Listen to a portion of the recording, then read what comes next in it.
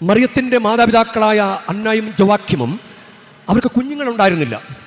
അവരിങ്ങനെ പ്രാർത്ഥിച്ചുണ്ടായ കുഞ്ഞാണ് മറിയം.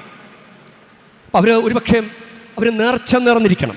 സാമുവലിൻ്റെ 1-ാം പുസ്തകത്തിൽ അന്ന സാമുവലിന് വേണ്ടി പ്രാർത്ഥിച്ച് നേർന്ന് കാത്തിരുന്നത് പോലെ, സാമുവലിൻ്റെ 1-ാം പുസ്തകം 1-ാം അധ്യായം 10-ാം വാക്യത്തിൽ അവൾ കർത്താവിനോട് ഹൃദയം നൊന്ത് കരഞ്ഞു പ്രാർത്ഥിച്ചു. അവളൊരു നേർച്ച നേർന്നു.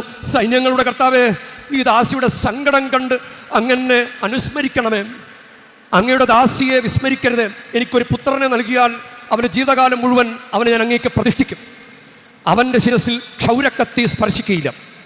ഇത് കുഞ്ഞുങ്ങളില്ലാത്തവർക്ക് പ്രാർത്ഥിക്കാൻ പറ്റുന്ന ഒരു വചനഭാഗമാണ്. 1 സാമുവേൽ 1-ാം അധ്യായം 1 മുതൽ 20 വരെ ബെഡ്റൂമിലിരുന്ന് വായിച്ചു നോക്കി. ഇതിൻ്റെ ഒരു അഭിഷേകം ചിലപ്പോൾ നിറയും.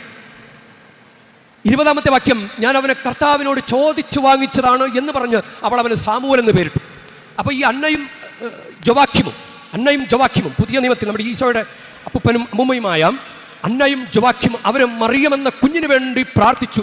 എന്നിട്ട് ഒരു കുഞ്ഞ് ജനിച്ചാൽ ദേവാലയത്തിൽ കൊണ്ടുവന്ന് സമർപ്പിക്കാമെന്ന് നേർന്നു. ആ ഒരു സംഭവം ഈ ജെയിംസിൻ്റെ പ്രഥമ സുവിശേഷമെന്ന അപ്പോക്രിഫൽ പുസ്തകത്തിൽ അത് പറയുന്നുണ്ട്. അത് നമ്മളതൊരു തിരുനാളായിട്ട് ആചരിക്കുന്നുമുണ്ട്. നവംബർ 21-ാം തീയതി മറിയത്തിൻ്റെ സമർപ്പണ തിരുനാളാണ്. ദേവാലയത്തിൽ മറിയത്തെ കൊണ്ട് സമർപ്പിച്ചു. ഈശോയെ സമർപ്പിക്കുന്ന തിരുനാൾ ഫെബ്രുവരി 2-ആണ്. ഫെബ്രുവരി 2 ഈശോയെ ദേവാലയത്തിൽ സമർപ്പിക്കുന്ന തിരുനാൾ ഫെബ്രുവരി 2-ആണ്.